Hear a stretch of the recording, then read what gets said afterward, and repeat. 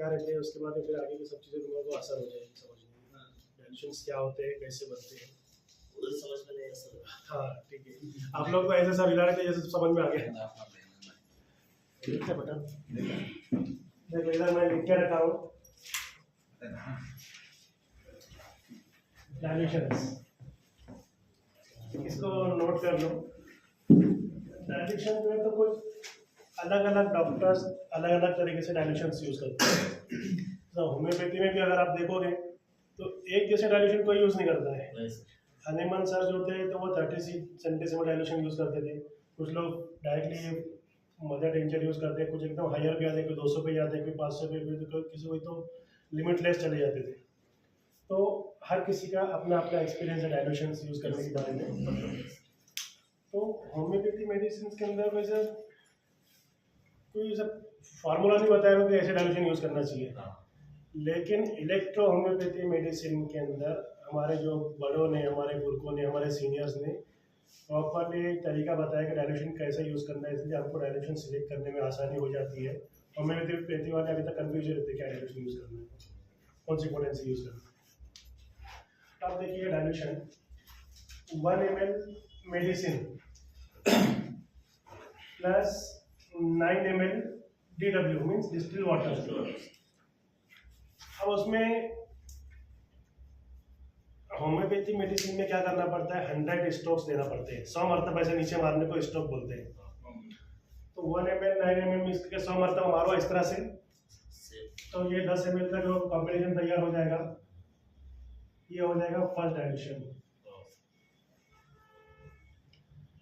लेकिन electrohomoeopathy medicine के जो हमारे फाउंडर है काउंट सीजर मैटी, उन्होंने ऐसा स्ट्रोक्स मारने का हमको नहीं बताया। उन्होंने खाली बोला कि इसमें से लेके 1 गिलास में डालो, उसमें से लेके दूसरे गिलास में डालो, उसमें लेके तीसरे गिलास में डालो। कोई स्ट्रोक्स वगैरह की जरूरत नहीं है, क्योंकि हमारी मेडिसिन जो है इस पर कोहोबेशन मेथड से तैयार होती है। जो मैं बताया आपको तैयार करने का तरीका कैसा है, तो उसमें इतना प्रोसेस होता है, इतनी एनर्जी उसमें जाती है कि उसके आगे कुछ करने की जरूरत पड़ती नहीं है। होम्योपैथी मेडिसिन डायरेक्ट तैयार होती है, इसलिए उसको डाइल्यूशन स्टॉक्स मारने की जरूरत पड़ती है। तो ठीक है, जो भी हो, स्टॉक्स मारो या ना मारो अपनी अपनी मर्जी।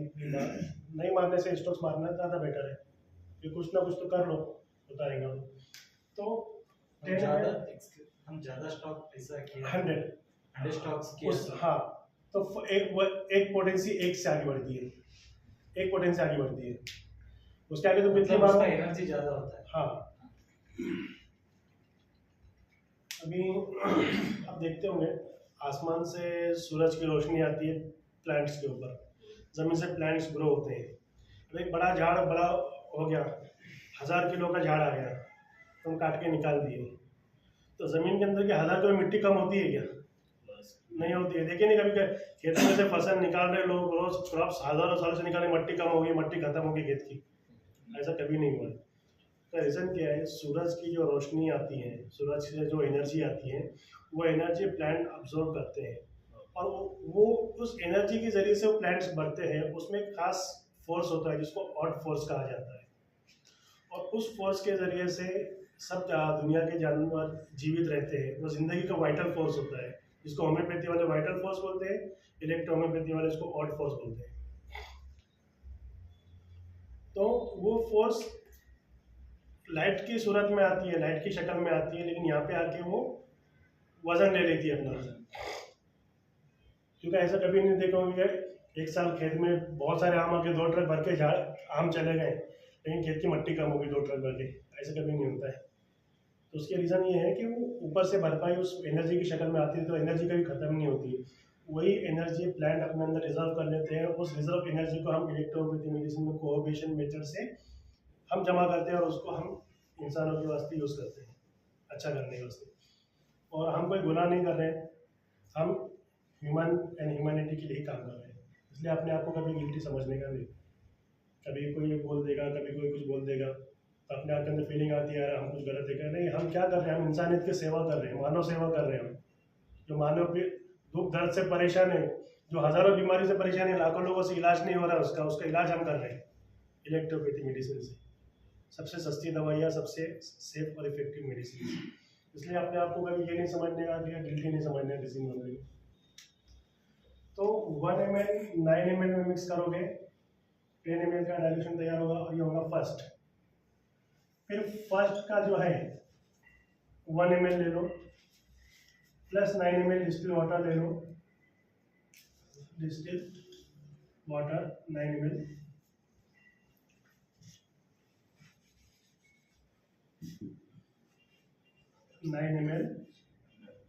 डिस्टिल वाटर, ये हो जाएगा सेकंड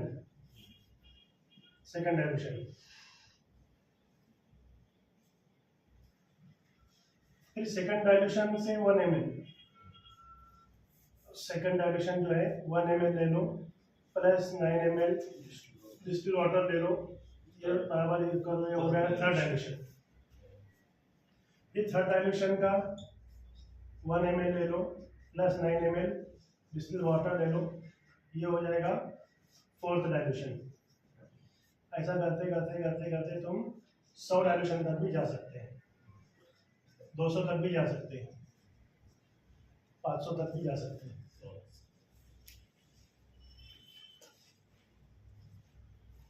तो ये 1 ml इंटू 9 ml बन रहा है।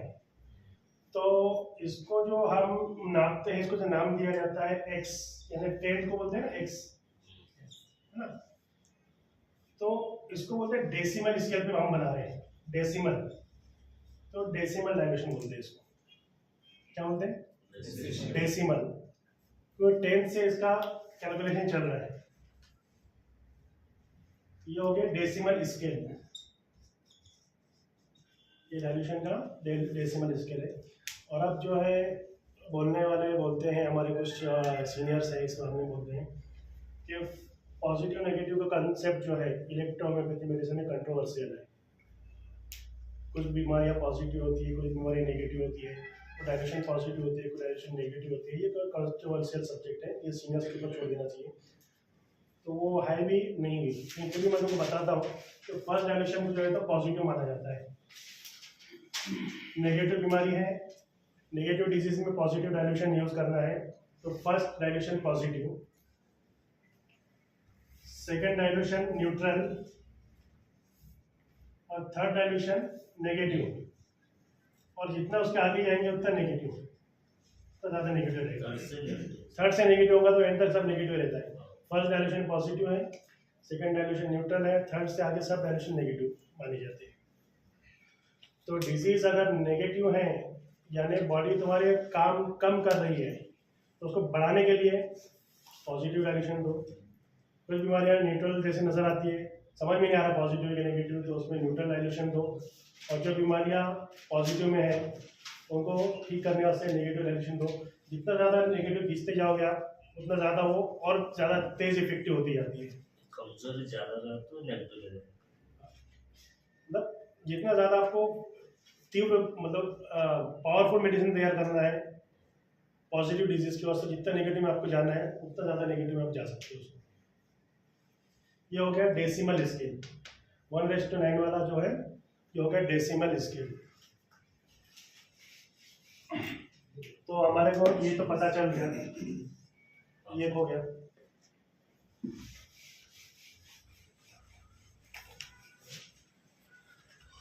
अब इसके आगे ये सेंटीसेमल स्केल बोलते हैं इसको, सेंटीसेमल स्केल। इसमें क्या होता है, सेम वही प्रोसेस है, नया कुछ नहीं है। 1 ml प्लस 99 ml बराबर ये है फर्स्ट डाइल्यूशन। लेकिन इसको ऐसा बोलते हैं 1C बराबर 1 सेंटीसेमल। ये डेसिमल डाइल्यूशन को नाम कैसे देते हैं, 1x first dilution, 2x second dilution, 3x third dilution, 4x x मतलब ये डेसिमल स्केल पे बनाया हुआ है। हाँ, और ये 1 सेंटीसेमल यानी 100 के स्केल पे बनाया हुआ है। फिर ये फर्स्ट डाइल्यूशन ले लो plus 99 ml distil water mix कर लो, और ये हो गया सेकंड यानी 2C डाइल्यूशन।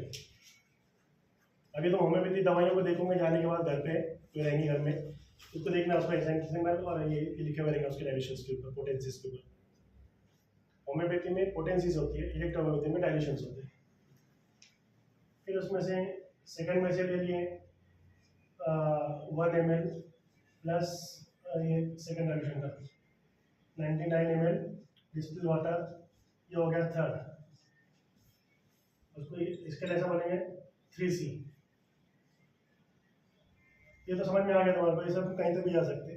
तो होम्योपैथी वाले ज़्यादा था तो 200C का यूज़ करते हैं, यानी 1 ml को 99 ml में 200 तक लेके जाते हैं आगे, तो वो 200 सेंटीसीमल होता है। यानी दवा नंबर तो बड़ा दिखता है लेकिन दवा उसमें कुछ नहीं रहती है। तो ये है डेसिमल का, और सेंटीसीमल का 1C 2C 3C 4C इस तरह से होता है। ये दो स्केल तो समझ में आ गए।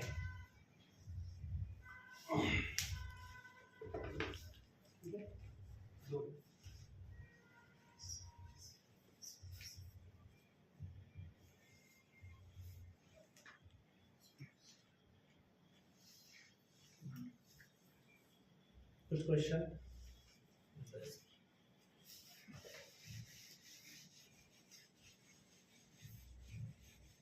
अब ये तीसरी चीज है लीटर डाइल्यूशन। इसको लीटर डाइल्यूशन में बोलते हैं। 1 ml को 1 लीटर में मिक्स कर देते हैं, यानी 999 में 999 ये पूरा तैयार हो जाता है 1 लीटर। इसको बोलते हैं लीटर डाइल्यूशन।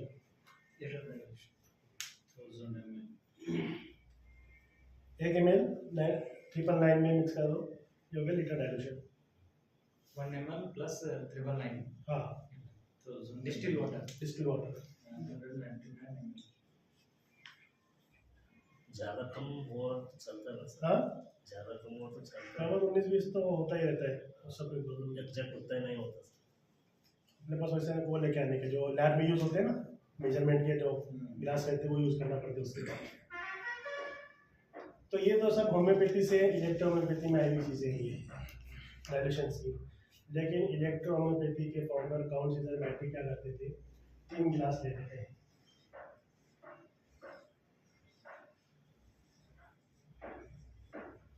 ये लगभग इसमें 200 ml में पानी बैठता है ना, एक गिलास में लगभग 200 ml बैठता है। तो एक गिलास के अंदर क्या करते थे, वो एक ग्लोब्यूल डालते थे। व्हाट यूज बाय ग्लोब्यूल का, ग्लोब्यूल यानी एक ड्रॉप एक गिलास में डाल दिए। फिर उसमें से एक जो खाने के चम्मच होता है टेबल स्पून, ये उनका होता था फर्स्ट डाइल्यूशन। उसको फर्स्ट गिलास बोलते थे, फर्स्ट गिलास, सेकंड गिलास और ये थर्ड गिलास। एक ड्रॉप एक गिलास में डाल दिए, ये होता था फर्स्ट गिलास। इसमें से एक चम्मच लेकर के ये इसमें डाल दिए, ये पानी के अंदर, ये होगा सेकंड गिलास। ये गिलास में पानी है, इसमें से एक चम्मच ले लिए और इसमें डाल दिए, ये होगा थर्ड गिलास। बीमारी अगर छोटी मोटी है, हल्की फुल्की है, तो वो ये गिलास पानी एक चम्मच पीने से देते थे। हाँ, अगर बुखार बहुत तेज आया हुआ है, कोई बहुत ज़्यादा एक्यूट बीमारी है, तो उसमें भी हम वही थर्ड गिलास यूज़ करते थे। लेकिन रिपीटेशन बार बार किया जाता था उसको, हर 15 मिनट के बाद पिलाओ, हर 1 घंटे के बाद पिलाओ, हर 2 घंटे के बाद पिलाओ, ऐसे ऐसे से रिपीटेशन करते थे। उससे पेशेंट अच्छे होते हैं। ये इलेक्ट्रोपैथी का जो बेसिक फार्मूला ही है, लेकिन बाकी ये चीज़ें सब ईजाद की हुई सेकंड। उसकी वजह की ज़रूरत क्यों पड़ी? अभी तुम्हारे पास पेशेंट आएगा, तुम गिलास में एक बूंद डाल के दे देंगे, तो पेशेंट बोलेगा डॉक्टर साहब तुम दवा दे के मजाक कर रहे हैं पानी पिलाने बनेंगे हमारे बाबा बन गए तुम। आता है सर, फीवर ज्यादा है तो बीमारी हल्की है, कम है तो ये दवा देगा 200 ml पानी 1 चम्मच पिला देगा, सुबह में 1 चम्मच, शाम में।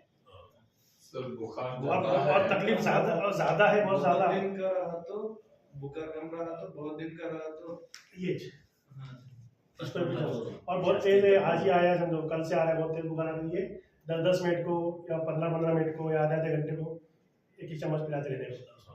Sir adult paediatric same no change नहीं, चेंज कर सकते उसमें आधा गिलास, आधा चम्मच, 5 चम्मच, लेकिन चेंज करने की जरूरत नहीं है। तो ये मैट्रिक्स का तरीका था, लेकिन बाद में लोगों ने उसको कॉम्प्रेस करके बनाया। जैसे 200 ml है तो उसको 20 ml की बोतल ले लिए, एक ही ड्रॉप डाल रहे हैं उसमें 20 ml में, फिर उसमें से 10-20 ड्रॉप ऐसा दूसरे इसमें डाल के बना दिए 20 ml में, फिर 30 ml ऐसे 8-10 ड्रॉप डाल के बना दिए, ताकि डिस्पेंस करने में आसानी हो, घर को लेके आने में आसानी हो। ऐसा करके देंगे तो कल से पेशेंट के साथ दवाखाने से पेशेंट भाग जाएगी, हाँ कोई आएगा ही नहीं दवाखाने में। लेकिन असल तरीका इस तरह से है। ये तो ये मैंने तुमको डेसिमल बताया, सेंटीसीमल बताया, लीटर डायलेशन बताया, एक ग्लास का डायलेशन का तरीका क्या था, मैट्रिक्स का वो बताया, ठीक है।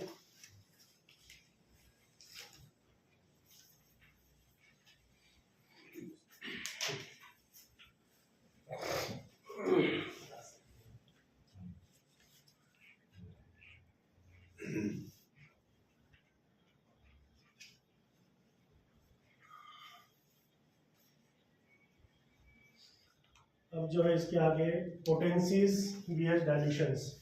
पोटेंसीज होम्योपैथी में होती है, डायल्यूशन इलेक्ट्रोहोम्योपैथी में होता है। पोटेंसीज मतलब उसको 100 स्टोक डाल के आगे बढ़ाएंगे तो वो हो गया पोटेंसी, और डायरेक्टली 1 चम्मच इधर से इधर डालेंगे तो होगा डायल्यूशन। तो इलेक्ट्रोहोम्योपैथी का तरीका ये है, पोटेंसी का तरीका होम्योपैथी का है।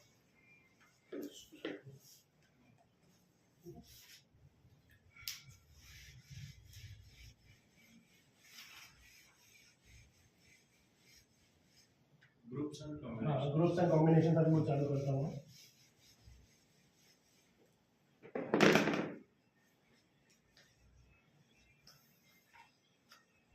ग्रुप्स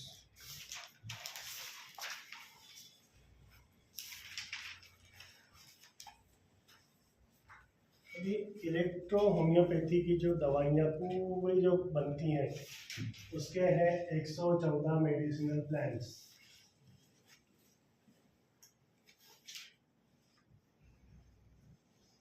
114 मेडिसिनल प्लांट्स हैं, जिनसे काउंट सीजर मैट्री सर ने 38 रेमेडीज बनाई हैं।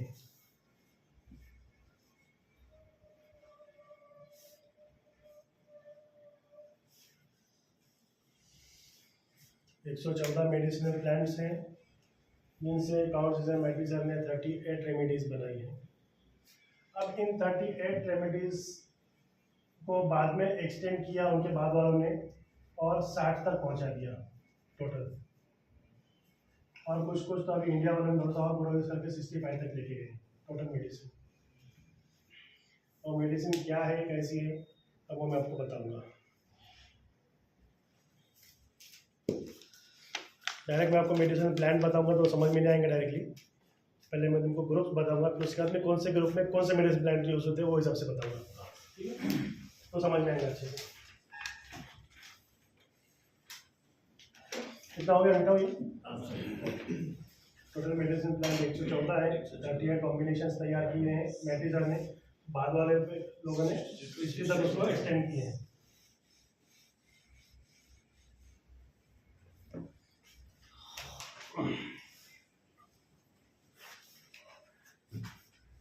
एंजियोटिको,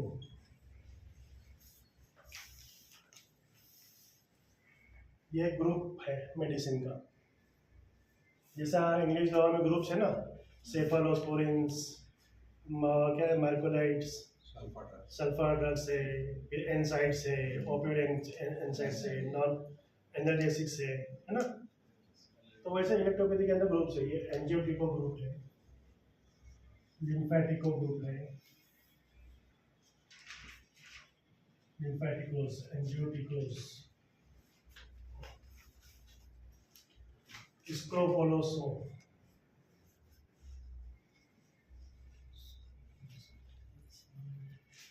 कैंसरोसो,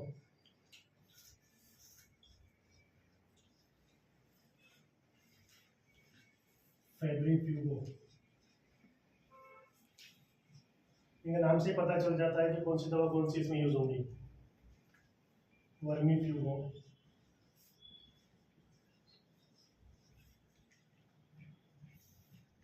वेनेरियो, और लास्ट पेट्रोल। इतना इजी हो गया है, इतने इसमें सबको रखे हैं।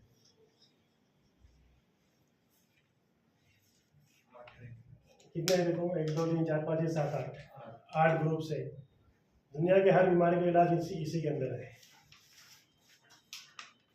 एंजियोटिकोस के अंदर 3 मेडिसिन है। लिम्फेटिकोस में एक है, स्क्रोफोलोसम में सॉरी लिम्फेटिकोस में 2 है, स्क्रोफोलोसम में 12 है, कैंसेरोसम में 17 है, फेब्रिफ्यूगो में 2 है, वर्मीफ्यूगो में भी 2 है, वेनेरियो में 5 है और पेटोरेल में 9 है। ग्रुप के अंदर जो मेडिसिन है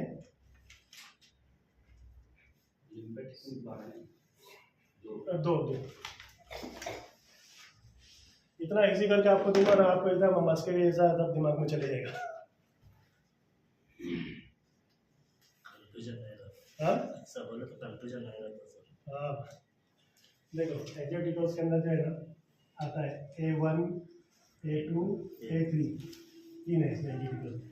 लिम्फेटिको में है L1 L2, स्क्रोफोलोसम में 12 है तो S1 S2 S3 S4 S5 S6 S7 S8 S9 S10 S11 और S12। कैंसरोसम में ऐसे ही है, C1 से लेकर तो है C17 तक, C1 C2 C3 C4 C5 C6। फेब्रिफ्यूगो में वैसे F1 और F2। वर्मीफ्यूगो में 2 है तो वर्मीफ्यूगो 1 और वर्मीफ्यूगो 2। वेनेरियो में वेन 1 से तो वेन 5 तक, when 1 when 2 when 3 when 4 when 5।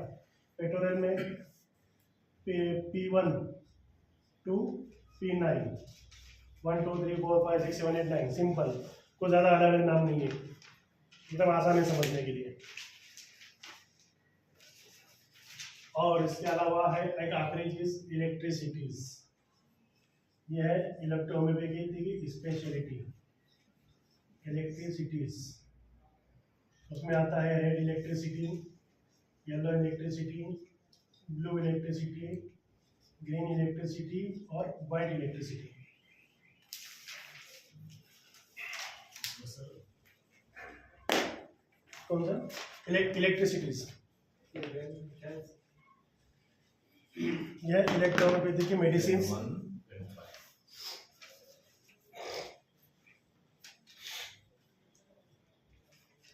अभी सर ने बताया सर पेट्रोल 4+2 रहता है करके। अभी सर पेट्रोल ना नहीं 4+2 बोले सर। शायद कुछ समझाने में गड़बड़ हो गई sir petrol electricity blue green white. ये डाइट है ना, ಇಲ್ಲ PO लाइन है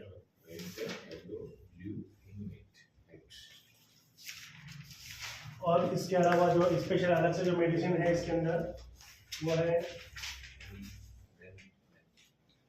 इसका कोई ये सिंथेसिस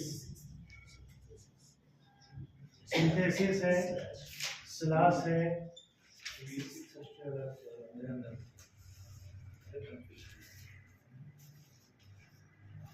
और एपीपी है। एपीपी ये स्पेशल मेडिसिन से अलग से। ये किसमें आता है सर सिंथेसिस? ये अलग है, इन सबसे अलग है। सिंथेसिस एक जनरल टॉनिक है जो हर तरह की बीमारी जहाँ को समझ में नहीं आया सिंथेसिस आप दे दो, लिवर किडनी हार्ट ब्रेन हर चीज पे सेल्स बनाएगा। हाँ स्टेरॉइड्स तो साइड इफेक्ट करता है, ये नहीं करता है। ये साइड इफेक्ट नहीं हाँ। करता है। इसके अंदर सब आते हैं, ये जितने भी है ना सब में से थोड़ा थोड़ा इसके अंदर होता है। स्लैश जो होता है ये पेट साफ करने के लिए होता है कॉन्स्टिपेशन के वास्ते, और एपीपी जो है तो स्किन के लिए स्पेशल होता है। सर इलेक्ट्रिसिटी में last red yellow blue green white, white electricity.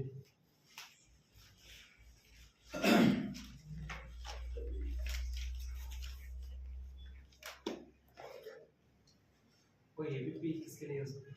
Skin के लिए, स्किन डिजीज। Skin disease.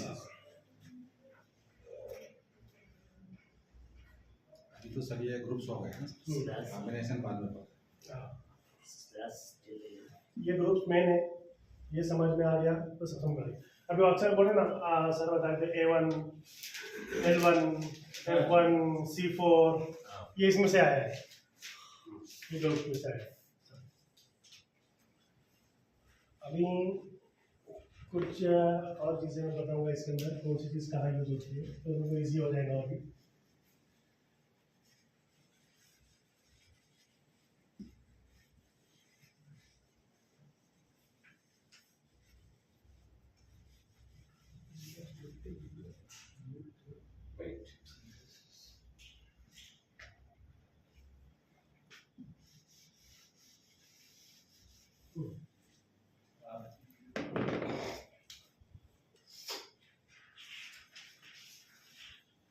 तो अभी सर अभी कॉम्बिनेशन के बारे में हाँ, अभी कॉम्बिनेशन नहीं, अभी फिलहाल में मैं एक चीज़ बताऊंगा, इसके अंदर कॉम्बिनेशन आएंगे।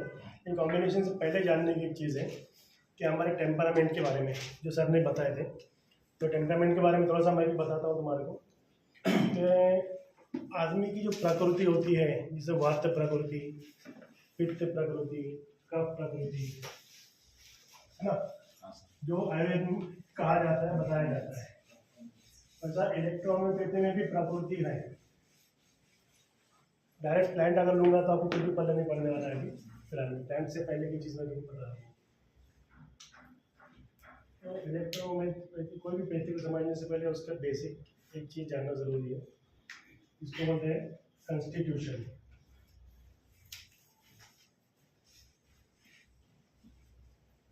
और हिंदी में बोलते हैं प्रकृति। जैसा आयुर्वेदा में दवाइयाँ सिलेक्ट करने के लिए कि किस इंसान को कौन सी दवा देना है, तो इंसान को 3 ग्रुप में बांटा गया है, वात प्रकृति, पित्त प्रकृति, कफ प्रकृति। ये लोग, इनके अंदर ये सिम्टम दिखे तो ये वात प्रकृति के लोग हैं, ये लोग जिनके अंदर ये सिम्टम दिखते हैं वो पित्त प्रकृति के लोग हैं, ये लोग जिनमें ये सिम्टम दिखते हैं वो कफ प्रकृति के लोग हैं। अब मेडिसिन जो होती है आयुर्वेदिक की, उसको भी प्रकृति में डिवाइड किया गया है। ये वात को ठीक करने वाली मेडिसिन, ये पित्त का प्रकोप ठीक करने वाली मेडिसिन, ये कफ का दोष ठीक करने वाली मेडिसिन। तो इसको कफ वाले लोगों को ये बीमारियां हो सकती है, पित्त प्रकृति वालों को ये बीमारियां होती है स्पेसिफिक, और दूसरा कौन सा था, वात पित्त कफ। तो हर प्रकृति के लोगों को कुछ स्पेसिफिक बीमारियां होती हैं। आदमी का जो इस टाइप का बॉडी हैबिट है वो हिसाब से उसको कोई स्पेसिफिक बीमारी होती है, दूसरे को नहीं होती है, तो उसमें उसके अगेंस्ट की दवा दी जाती है ताकि वो ठीक हो जाए। ये दवा सिलेक्ट करने में आसानी की वास्ते होता है। वैसे यूनानी मेडिसिन जो है तो उसमें 4 प्रकृति दी गई है, सौदा, सफरा, बलगम, दम। जैसे यूनानी का है ये बेस। सौदा मतलब एक प्रकृति हो गई, सफरा मतलब एक और प्रकृति हो गई, बलगम प्रकृति के लोग अलग, और खून की प्रकृति के लोग अलग। तो यूनानी वालों ने 4 में डिवाइड किया है, तो मेडिसिन में से 4 में डिवाइड की गई है। तो जिस प्रकृति के लोग हैं उसको उस प्रकृति के हिसाब से दवा दी जाए तो उससे अच्छे हो जाते हैं, और एक प्रकृति के लोगों को उसी टाइप की बीमारियाँ होती हैं। तो ऐसे ही इलेक्ट्रो, और ये प्रकृति जो है तो होम्योपैथी मेडिसिन में भी है। होम्योपैथी में सोरा, साइकोसिस, सिफिलिस, ये 3 चीज़ें दी हुई है होम्योपैथी मेडिसिन के अंदर, कि वो उस हिसाब से उनको मेडिसिन सिलेक्ट की जाती है। तो सर इलेक्ट्रोहोम्योपैथी का जो कंप्लीट मेडिकल साइंस है, इसका अपना फंडामेंटल रहा है। तो इलेक्ट्रोहोम्योपैथी ने भी अपने खुद का बताया है, इंसान सिर्फ 2 प्रकृति के होते हैं। इलेक्ट्रोहोम्योपैथी में बताया इंसान सिर्फ 2 प्रकृति के होते हैं, एक होते हैं लिम्फेटिक्स और एक होता है सैंग्विन।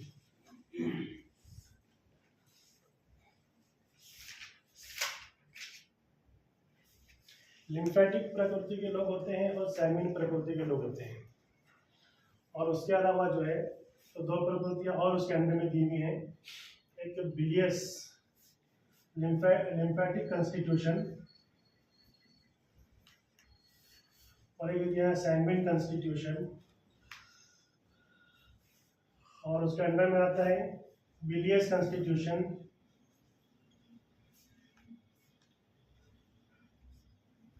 और एक कंस्टिट्यूशन आता है नर्वस कंस्टिट्यूशन,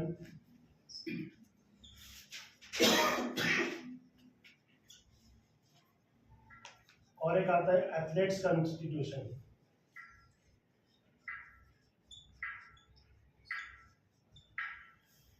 ये कंस्टिट्यूशन के ये प्रकृतियाँ इलेक्ट्रोहोम्योपैथी ने बताई है, लेकिन मेन तो ये 2 है। मेन बड़े बड़े जो है ये 2 ही है। और दुनिया के अंदर 90% लोग जो है लिम्फेटिक सी होते हैं, 90% लोग हैं वो लिम्फेटिक कंस्टिट्यूशन के। इसी वास्ते इलेक्ट्रोहोम्योपैथी की जो मेडिसिन है S1, 100 में से 90 लोगों को खाली कुछ समझ में आओ नहीं तो नहीं आओ, S1 दे दो वो बीमार अच्छा हो जाता है। कहा कुछ समझ में आया तो दो, नहीं समझ में आया तो भी दो, S1 दे दो किसी भी पेशेंट को, पेशेंट अच्छा हो जाता है। इसलिए इसको यूनिवर्सल रेमेडी बोलते हैं इसमें। एकदम टेंशन ही खत्म कर दिया कौन सीजन मैटी सर ने।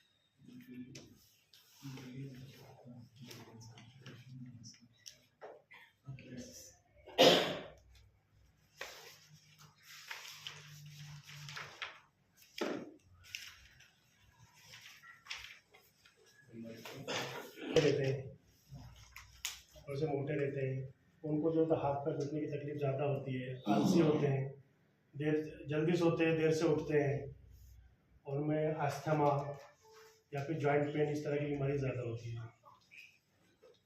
सैंग्विन कंस्टिट्यूशन के लोग कैसे रहते हैं, उनमें ब्लड का प्रवाह ज़्यादा रहता है। ऐसे लोग एकदम एनर्जेटिक नज़र आते हैं अपने को, पेट उनका कम रहता है, एकदम बॉडी फिट रहती है। ऐसे लोगों को जो है तो हार्ट के रिलेटेड तकलीफें ज़्यादा रहती है, मतलब ब्लड प्रेशर बढ़ जाना, आंखें लाल हो जाना, जल्दी गुस्सा आना, इस तरह के लोग रहते हैं। बिलियस टाइप कंस्टिट्यूशन के लोग कैसे होते हैं कि इनकी स्किन थोड़ी पीले रंग टाइप के रंग की रहती है। ऐसे लोगों को जॉन्डिस या पीलापन होना, कावे होना, इन लोगों को ज़्यादातर होता है।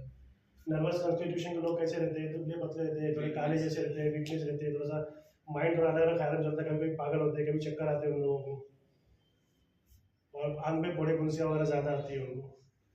एंटी कंस्टिट्यूशन बोले तो उसको वो लोग को ज़रूरत से ज़्यादा ओवर एक्टिव रहते हैं।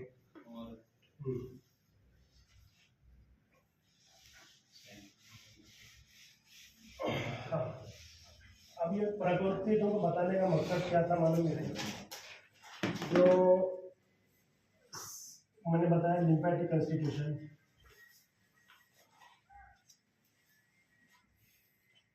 और ये सैंग्विन कंस्टिट्यूशन।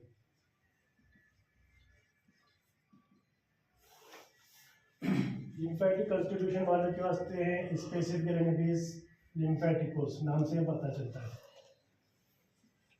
ठीक है, लिम्फेटिक जो है L1 L2 इनको चलती है, L1 से L2 से जल्दी अच्छे हो जाते हैं, और स्क्रोफोलोसो इनको चलती है S1 से S12 तक। ये दवाइयाँ उनके ऊपर अच्छे से काम करती हैं।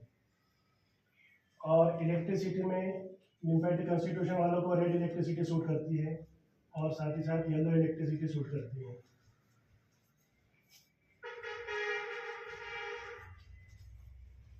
और सैंग्विन कंस्टिट्यूशन के जो लोग होते हैं वो उनके वास्ते स्पेशल मेडिसिन होती है एंजियोटिकोस, A1 to A3। उनके वास्ते जो इलेक्ट्रिसिटी यूज होती है वो होती है ब्लू इलेक्ट्रिसिटी और ग्रीन इलेक्ट्रिसिटी। अब इसमें इलेक्ट्रिसिटी भी पॉजिटिव नेगेटिव होती है। रेड इलेक्ट्रिसिटी होती है पॉजिटिव, येलो इलेक्ट्रिसिटी है नेगेटिव, ब्लू इलेक्ट्रिसिटी है पॉजिटिव,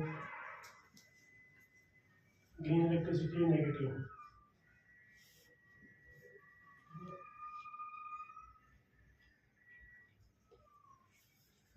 लिम्फेटिक कंस्टिट्यूशन के जो लोग होते हैं उनमें लिम्फेटिकोस, स्क्रोफोलोसो, red electricity, yellow electricity use होती है। और जो सैंग्विन कंस्टिट्यूशन के जो लोग हैं जिनका ब्लड वगैरह ज़्यादा चलता है उनमें एंजियोटिकोस की दवाइयाँ काम करती है, A1 से A3 की, ब्लू इलेक्ट्रिसिटी और ग्रीन इलेक्ट्रिसिटी। और जो बिलियस कंस्टिट्यूशन के जो लोग हैं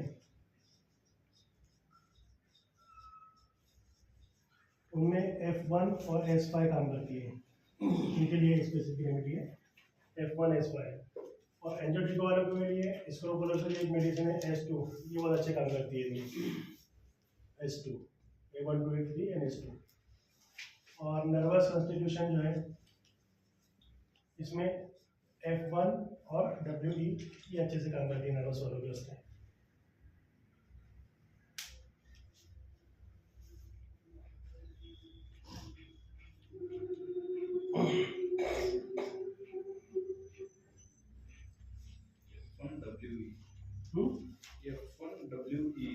वाइट इलेक्ट्रिसिटी, वाइट इलेक्ट्रिसिटी जो होती है तो न्यूट्रल होती है, ये न्यूट्रल है। जैसे ब्लू इलेक्ट्रिसिटी पॉजिटिव है, ग्रीन इलेक्ट्रिसिटी नेगेटिव है, आधी पॉजिटिव है, येलो इलेक्ट्रिसिटी नेगेटिव है, वैसे वाइट इलेक्ट्रिसिटी न्यूट्रल होती है।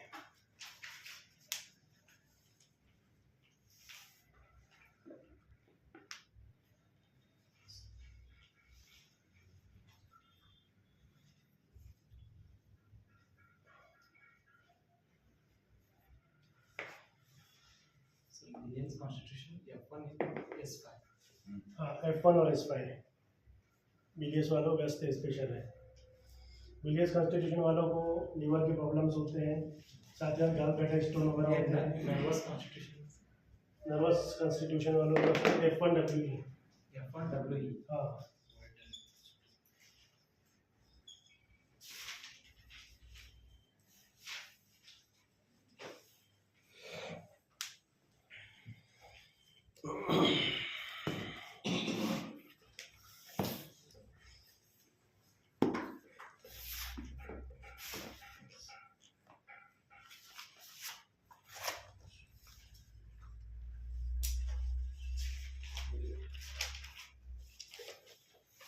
हो गया सबका? ठीक है।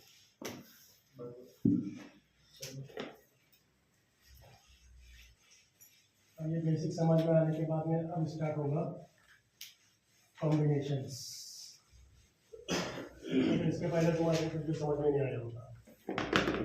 अब हम शुरू करते हैं S1 से।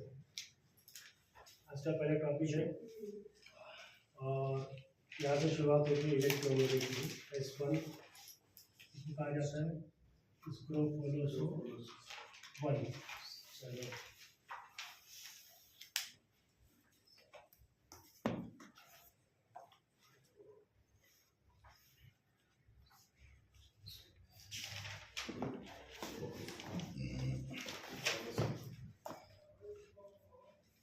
अगर 114 मेडिसिन प्लान तुमको पूरे पढ़ा दिए जाएंगे ना, ये मालूम नहीं तो कुछ फर्क नहीं, कुछ पता ही नहीं पड़ेगा क्या है करेंगे।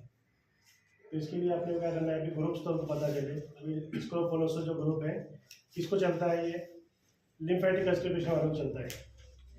सॉल्यूशन मतलब लिम्फेटिक होते हैं। अब ये कौन कौन सी मेडिसिन ऐसी है जिनसे मिलकर के स्क्रोफोलोसोल ग्रुप बना है, तो उसमें आता है कोस्टलेरिया ऑफिशिनालिस, पहला प्लांट है मेडिसिनल प्लांट।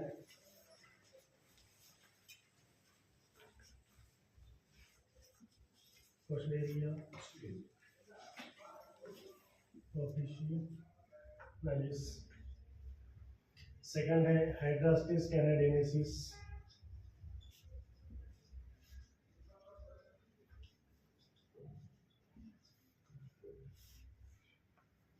तीसरा है मैट्रिकारिया।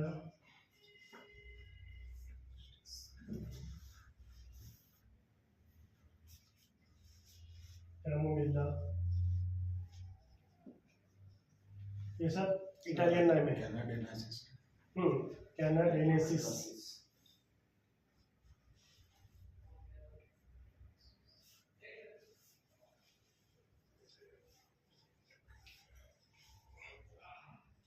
स्क्रोफोलिया नोडोसा।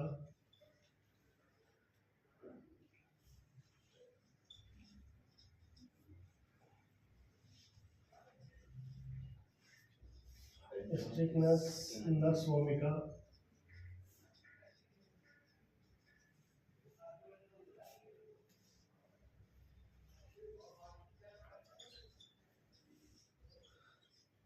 तुस्सी लागो परपाया।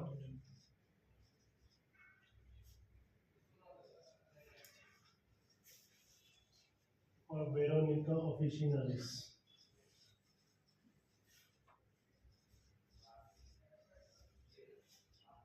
Sir, fifth one. Strychnos. Strychnos nux vomica. Nux vomica. Next one. Strychnos also. स्ट्रिक CHNOS स्ट्रिक्टनस नक्स वोमिका।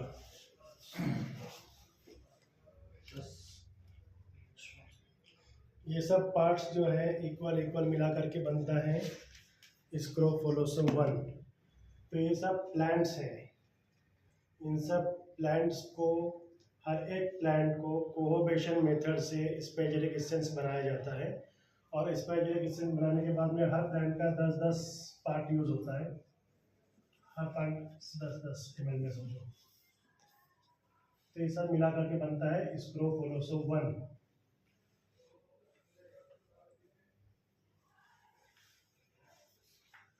अब इसके अंदर जो है जितने भी स्क्रोफोलोसो के मेडिसिन हैं, स्क्रोफोलोसो 1 से लेकर के स्क्रोफोलोसो 12 तक, सब चीज़ें कॉमन आएगी।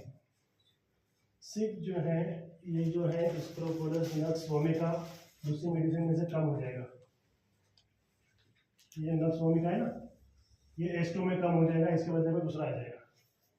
बाकी पूरा कॉम्बिनेशन सेम रहेगा हर एक किस्म का। H2 में H2, H3, H4, H5, H6 सब में क्या कम होगा? ये कम होगा, एक मेडिसिन बढ़ जाएंगे, बन जाएगा H12।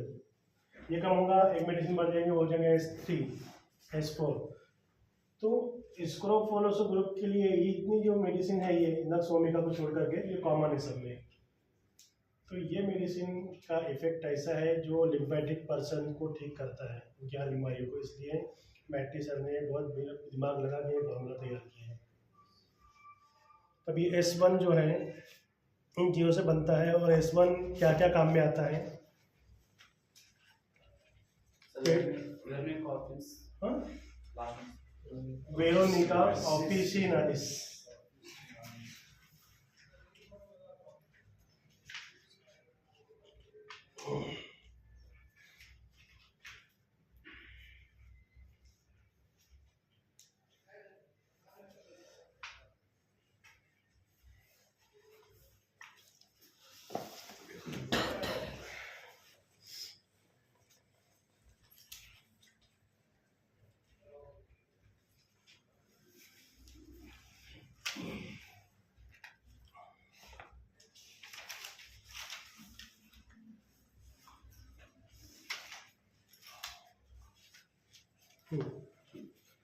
तो पोस्टलेरिया ऑफिशिनालिस जो प्लांट है, ये कहाँ का यूज होता है बताता हूँ आपको।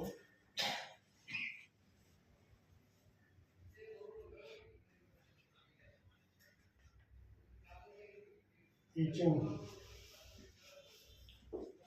यानी खुजली जो होती है, स्कैबीज कम करता है, ईचिंग कम करता है।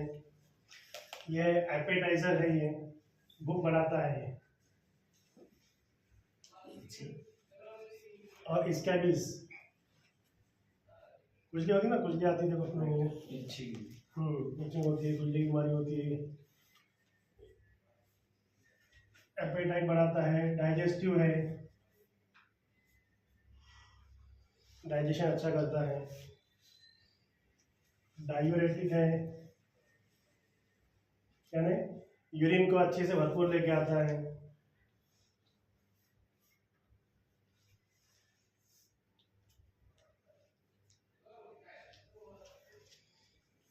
और इंटरनल ऑर्गन के स्वेलिंग को कम करता है,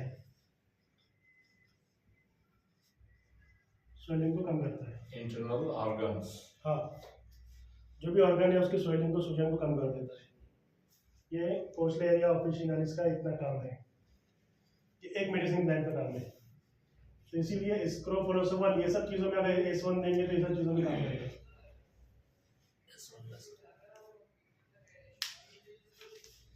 हाइड्रास्टिस कैनाडेनेसिस सेकंड नंबर पर है, जिसको हम आम लैंग्वेज में बोलते हैं हल्दी। फर्स्ट वन का आम पास में क्या यहाँ पे नहीं आता, इसलिए यहाँ का नाम ही नहीं है उसको। यहाँ पे बहुत कम प्लांट अवेलेबल है इंडिया में उसके, बाकी सब प्लांट इटालियन है वो।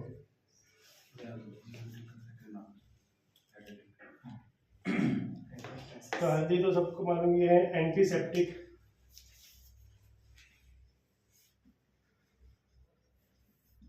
बॉडी में से जो पस होता है उसको कम कर देता है। एंटी इन्फ्लामेटरी है हल्दी, एंटी सूजन कम करता है।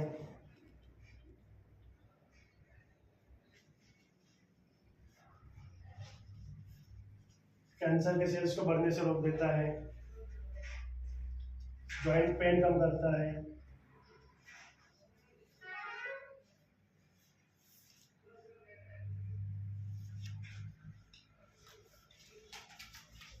ये है हल्दी के गुण।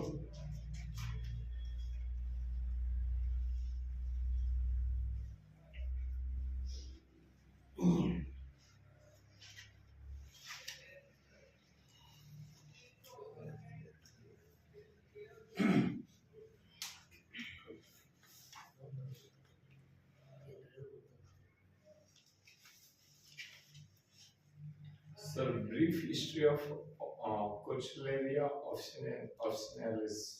Brief history, just like.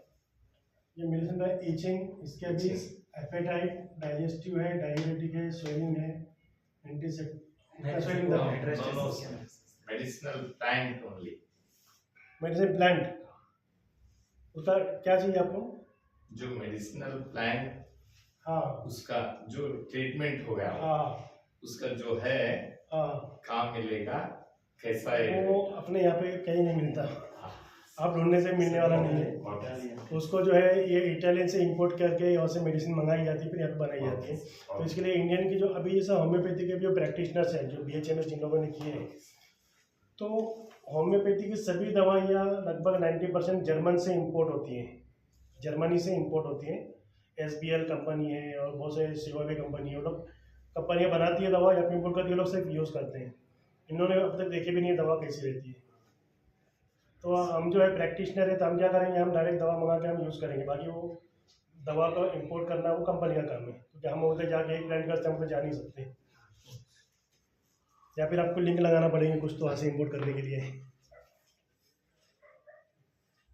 मैं इसको निकाल दूँगा पूरा एक एक करके प्लांट का, तुम्हारा सेकंड का काय होगा दो हुए सर। हाँ थर्ड वन ठीक है। अभी इसका आगे ये करता हूँ सर फर्स्ट सेकंड अभी निकाल दो, हाँ। जो तीसरे का बताते हैं ना वो हाँ। मार्क करके और उसका लिख हाँ निकाल दो सर। अभी हाँ। कौन सा लिखते हैं ना उसको मार्क हाँ, करके लिख ठीक है। थोड़ा जगह अच्छी मिल जाएंगे, बना देते हैं कभी। सर बिल्कुल बहुत बेहतरीन समझा रहे हैं आप, थैंक यू। क्योंकि एकदम डायग्नोस।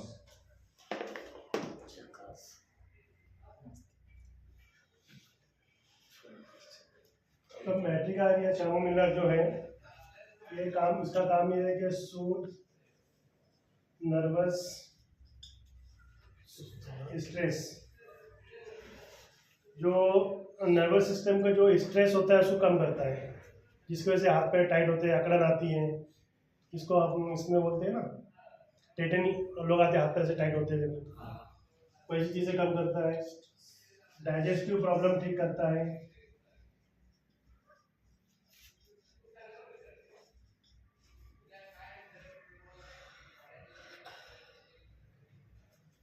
अल्सरेटेड और इन्फ्लेम्ड बाउल्स उसको ठीक करता है। आजकल ये IBS इन्फ्लेमेटरी बाउल डिजीज आजकल बहुत कॉमन हो गई है। लोगों को बाथरूम में, संडास में खून जाता रहता है स्टूल में। हाँ वो तो पाइल्स की बात कीजिए, ये पूरा अंदर सेंट्रल पूरा अंतल में जख्म हो जाते हैं, अल्सर्स होते हैं अंतल में, खून जाता रहता है कंटिन्यू। पाइल्स अलग चीज़ हो गई, ये IBD अलग चीज़ हो गई, तो उसके अल्सर को ठीक करता है। हाँ पाइल्स में तो क्या एंडिंग में होता है, वो उधर से मस्से आना, वहाँ से वो इंटरनल हेमोरॉइड्स हाँ उस समय में भी वो मोशन बराबर से नहीं पास होता है। हाँ ये पाइल्स का ताल्लुक कहाँ से होता है, इसमें इंटेस्टाइन नहीं है, ठीक है। तो इंटेस्टाइन का जो लास्ट का जो हिस्सा है, ये इंटरनल पाइल्स, ये क्या बोलते हैं बाउंड्री का है, और ये बाहर का होता है। ये पाइल्स का ताल्लुक यहाँ से, लेकिन जो IBD होता है ना, इसके इंटेस्टाइन के अंदर की पूरी जो लेयर है ना, तो मुंह में जैसे छाले आते हैं, तो इसके अंदर छाले आके पूरे अल्सर्स हो जाते हैं अंदर। पाइल्स ज़्यादा नहीं है, लेकिन ये पूरा इसमें हाँ, पाइल्स ओनली फॉर रेक्टम।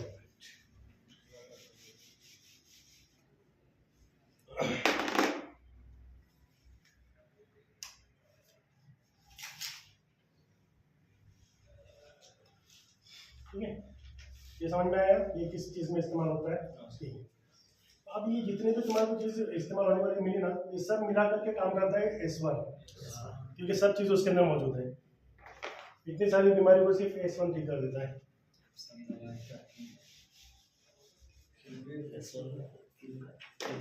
हाँ हाँ, तुम्हारे 10 पेशेंट में से 9 पेशेंट को S1 ही दे दो, दूसरे को देने की जरूरत ही नहीं है।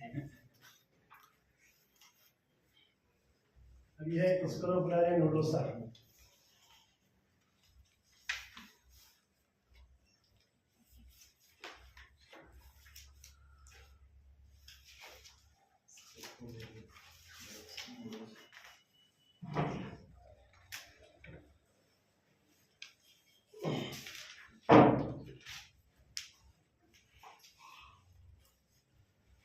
ये ब्लड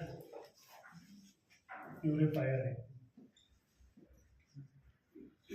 ब्लड को साफ करता है, रक्त शुद्धिकरण, ब्लड प्यूरिफिकेशन। ब्लड प्यूरिफिकेशन हो गया तो बॉडी के वो सब चले जाते, फोड़े खून से आते हैं ना, बोलते हैं फोड़े खून से आते हैं। आयुर्वेदिक के डॉक्टर लोग बोलते हैं कि बाबा खून खराब हो गया तुम्हारा, तो खून खराब होने में ये दवा इस्तेमाल करो तो खून सब साफ हो जाता है। खून साफ हो जाता है, मुंह के फोड़े खून से सब चले जाते हैं। स्किन डिजीज में ये यूज होता है। इस वास्ते S1 जो है स्किन डिजीज के वास्ते बहुत स्पेशल है। स्किन की बीमारी में S1 दे दो, स्किन की बीमारी अच्छी हो जाती है। डायूरेटिक है, डायूरेटिक यानी यूरिन लाने वाला है। यूरिन लाने वाला मतलब इनडायरेक्टली किडनी ठीक कर रहा है। जिसको यूरिन ना है तो इसका मतलब सिंपल क्या है कि किडनी खराब हो रही है, किडनी ठीक कर रहा है। यानी यूरिया क्रिएट इसका बढ़ता है तो उसका यूरिया क्रिएट ठीक कर दिया है।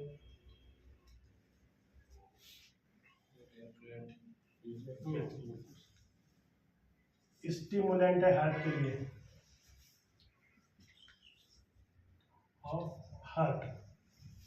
हार्ट बीट स्लो हो रही है तो हार्ट बीट को फास्ट करने वाला है ये। ब्रेडिकार्डिया वगैरह में यूज होता है, टैकीकार्डिया में नहीं देना चाहिए। इसलिए S1 जो है ये हार्ट वालों को नहीं देते। जिसको जो हार्ट का प्रॉब्लम है ना, जिसको हार्ट बीट फास्ट चलती है, पल्पिटेशन वगैरह है, तो उसको S1 का ग्रुप नहीं दिया जाता है, उनकी हार्ट बीट और बढ़ जाती है उससे।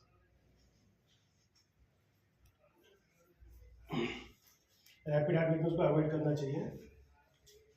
गैंग्रीन ठीक करता है ये, गैंग्रीन जिनको होता है ठीक करता है।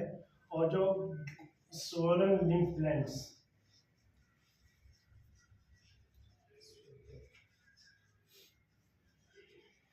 ये जो गांठें सूजती है ना, यहाँ की बहुत सारे बच्चे सूजी में रहती है, टॉन्सिल्स हो गया, इधर की गांठें, इधर गांठें हो जाती है, वो उनकी सूजन को कम कर देता है। इसीलिए S1 देने के बाद में वो जो लोग सूजन आई हुई जगह पे वो भी कम कर देता है। सोरियासिस, ज़्यादातर लोग अक्सर इससे परेशान हैं। सोरियासिस इसका कोई इलाज नहीं है। इंग्लिश दवा में सिर्फ स्टेरॉइड्स दिए जाते हैं, इससे टेम्पररी थोड़े दिन तक आराम होता है, बाद में ऐसा खराब होता है कि फिर कुछ ठीक होता नहीं है। फिर उसके अलावा आयुर्वेदिक में, यूनानी में ब्लड प्यूरिफायर बोल के रक्त शुद्धिकरण की दवाइयाँ दी जाती है, वो देते रहते होता कुछ नहीं है, होता कुछ ही नहीं है उससे, बस देते रहते हैं ऐसे ही। उल्टा होते होते ये होता है कि लीवर किडनियाँ खराब हो जाती है इन दवाओं से। अब एक लोगों के दिमाग में एक बहुत बड़ी गलत फहमी है। लोग बोलते हैं कि चला आयुर्वेदिक दवाई खाएंगे, झाड़पत्ती दवा खाएंगे तो अपने को कोई साइड इफेक्ट नहीं है। ये बहुत बड़ी गलत फहमी लोगों के दिमाग में। साइड इफेक्ट इन दवाओं में भी है। अक्सर बड़े बड़े हॉस्पिटल में जाओगे तो लीवर किडनी फेल करके लोग आ जाते हैं, कुछ भी पाउडर, कुछ भी चूरन खा करके। होता क्या है, जैसे अभी अगर साइड इफेक्ट नहीं है, अभी धतूरा तुमको मालूम होगा, वो आ रहे गोंडे रहते हैं, उसको दाल जड़ी बूटी से ना, वो अभी 2-4 पत्ते खा लो, देखो क्या होता है। आदमी जगह पे टाइट होकर मर जाता है, उसके बीज खा लेगा तो। अतिविष बोल के जड़ी बूटी आती है, इतना सा प्लांट होता है उसका, हिमालय तरफ में, हिमाचल प्रदेश में आती है। उसका थोड़ा सा इतना सा खा लेंगे इंसान तो मर जाता है। हतीश बोलते हैं उसको, नेट पर सर्च करो तो मालूम पड़ जाएगा। वो यहाँ पे तो नहीं है, वो हिमाचल में होता है। हाँ, तो ये हालांकि ये भी तो पूरे के पूरे हर्बल है ना, तो साइड इफेक्ट नहीं होना चाहिए, इंसान मरना नहीं चाहिए। अभी मर कैसे रहा है? ठीक है, अभी तुम काली मिर्च ले लो, लौंग ले लो, थोड़ा सा मुंह में रख के चबा लो, पता चल जाता है क्या होता है। तो लोग बोलते हैं कि आयुर्वेदिक का, यूनानी दवाओं का या फिर हर्बल प्रोडक्ट्स का साइड इफेक्ट नहीं होता, जबकि ऐसा बिल्कुल गलत बात है। इन दवाओं के भी साइड इफेक्ट होते हैं, लेकिन ये इमीडिएटली दिख के नहीं आते। लॉन्ग टर्म यूज करने के बाद अल्कोहल क्या है, पूरा आयुर्वेदिक तो है। लोग दारू पीते हैं ना, इसमें कौन सा केमिकल की जरूरत पड़ती है? वो तो सिर्फ क्या है, अंगूर लो तो अपना गन्ने का लो, नीचे दबा के रख दो और एक महीने भर के बाद निकालो, अल्कोहल तैयार। पूरे के पूरा ऑर्गेनिक प्रोडक्ट है। यूज करते करते बाद में लीवर खराब। तो ये गलत फहमी लोगों के दिमाग में अक्सर है कि आयुर्वेदिक चीज़ें इस्तेमाल करो, हर्बल चीज़ें इस्तेमाल करो तो कोई साइड इफेक्ट नहीं है। ये गलत फहमी लोगों के दिमाग से निकाल देना है। जिसने भी बोला कि आयुर्वेदिक का साइड इफेक्ट नहीं होता, उसको बोलने का 2-4 धतूरा खा लेने, 2-4 मिर्चियाँ खा ली, पता चल जाएगा।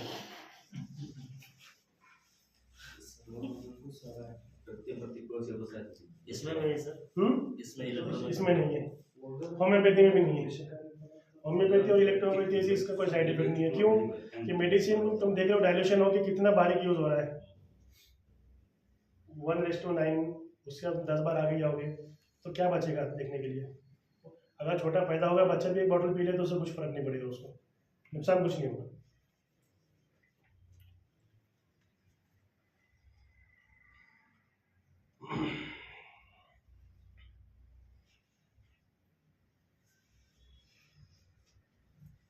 स्वेलिंग, बदन पे कहीं भी सूजन आ जाती है तो इसको इस्तेमाल करो। बॉइल्स, जो पीप की फुंसी आती है ना, ये पीप की फुंसी आती है, छोटे छोटे पीप होता है उसमें, कहीं भी आ जाते हैं।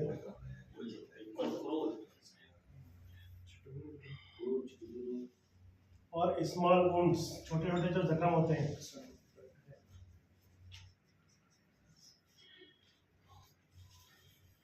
जो जख्म होते हैं, मार लगता है इधर उधर कहीं, तो उसमें ये चीज़ यूज होती है। इसका मतलब ये सब चीज़ें जितनी भी हैं ये इसके अंदर आ रही है, और ये किसके अंदर में? S1 में। S1 इन सब चीज़ों को ठीक करेगा।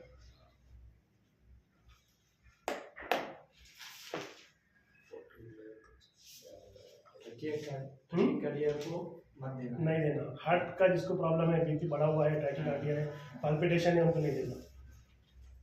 हाइपरटेंशन है तो भी नहीं देना। नहीं देना।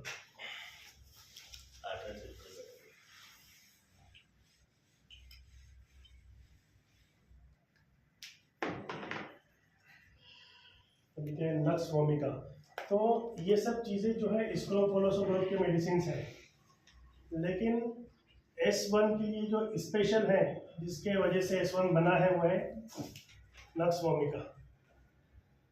नक्स वोमिका एक जहर है। नक्स वोमिका डायरेक्टली जहर है, पॉइजन है। अगर आप 1 ग्राम भी यूज़ करो, 2-4 ग्राम खा लो तो मर जाओ। लेकिन इलेक्ट्रोहोम्योपैथी मेडिसिन में उसको हम लोग डाइल्यूट करके दिया जाता है, उसको जो स्पेशल डिस्टेंस बनाया जाता है उसका, उसके बाद में जो उसको डाइल्यूशन पोटेंशियल तैयार होती है, जो आगे की पोटेंशियल देते थे, तो उसका वो सब इफेक्ट खत्म हो जाता है, उसको कोई इफेक्ट नहीं आता डाइल्यूशन। तो नक्स वोमिका कौन कौन सी चीज़ में यूज़ होता है? पेट के वास्ते बहुत स्पेशल है और बहुत स्पेशल मेडिसिन है। अभी होम्योपैथी के अंदर भी नक्स वोमिका बहुत यूज़ करते हैं।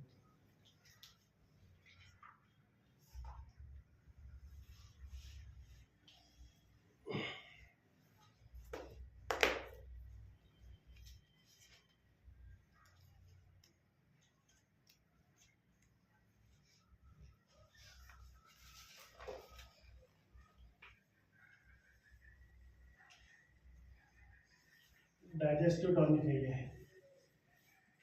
डाइजेशन ठीक करता है। डाइजेस्टिव टॉनिक का नाम दिया गया है इसको। हाँ, नक्स वोमिका डाइजेशन के जितने भी प्रॉब्लम्स है, एसिडिटी, वोमिटिंग, नौशिया, पानी भर के आना मुंह में, तो डाइजेशन के सभी प्रॉब्लम्स को नक्स वोमिका ठीक कर देता है।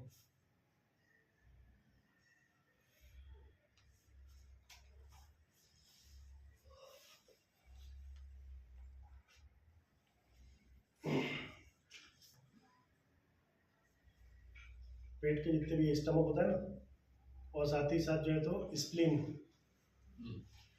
तो इसके जितने भी प्रॉब्लम्स हैं लक्स ओमेगा उसको ठीक कर देता है।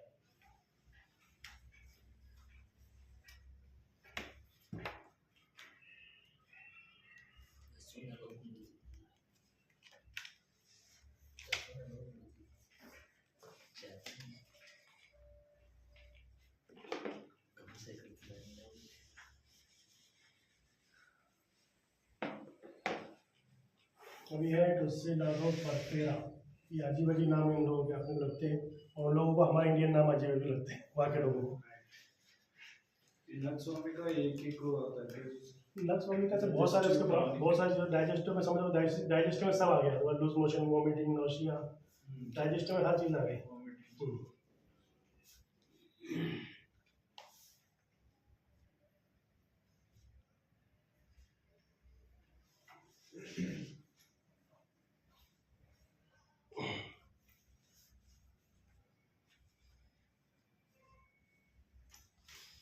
ये इम्यूनिटी को बढ़ाता है, ये इम्यूनिटी बूस्टर है। इसलिए नॉर्मली जो इन लोगों को S1 दिया जाता है तो वो लोग बीमारियों से बचे हुए रहते हैं। जब कोई भी चीज़ बीमारी ऐसे फैलती है ना, जैसा भी बीच में फैल गया था, कोई भी कोरोना हो गया, ऐसे रेबीज या प्लेग वगैरह कुछ फैल जाता है, तो ऐसे में जो है लोग डेली लेते हैं S1, तो उन लोगों को वो सब चीज़ें नहीं होती है। इम्यूनिटी बूस्टर है वो।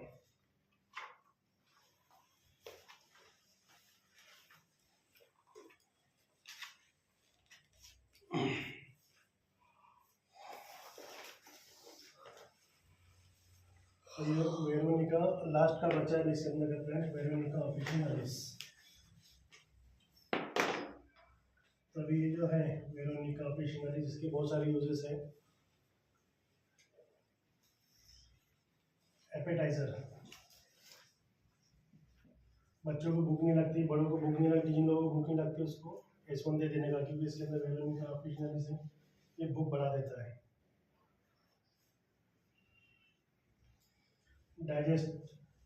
डाइजेस्टिव है, डाइजेशन को इम्प्रूव करता है। एक्सपेक्टोरेंट है, जो कफ जमा हुआ है लंग्स में वो सब निकाल के फेंकता है बाहर। डायूरेटिक है, यानी यूरिन लेके आता है बहुत सारा, यानी किडनी को अच्छा करता है। फेरिंजाइटिस में यूज होता है। फेरिंजाइटिस माने ये जो खाने की नली है, इसके अंदर जब सूजन आती है तो निकलने को नहीं आता है, तो तकलीफ होती है, निकलने में दुखता है, तो उसको ठीक करता है। कटारा ठीक करता है। कटारा यानी सर्दी, नाक से पानी जाना, जो कटारा बोलते हैं। हाँ, एलर्जी भी बोलेंगे, कटारा बोलेंगे, उसको ठीक करता है। कफ ठीक करता है, खांसी कम कर देता है, और ब्रोंकाइटिस को ठीक करता है, कफ ब्रोंकाइटिस।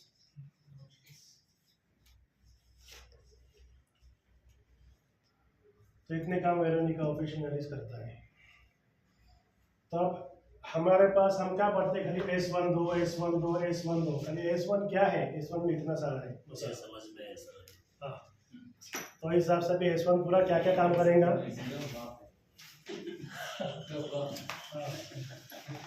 अभी और बहुत सारे हैं इनके पड़ोसी, वो भी देख लेना बाद में। जो बात के और रिश्तेदार भी बहुत सारे हैं। तभी शॉर्टकट में अभी बताता हूँ कि S1 क्या क्या काम करता है।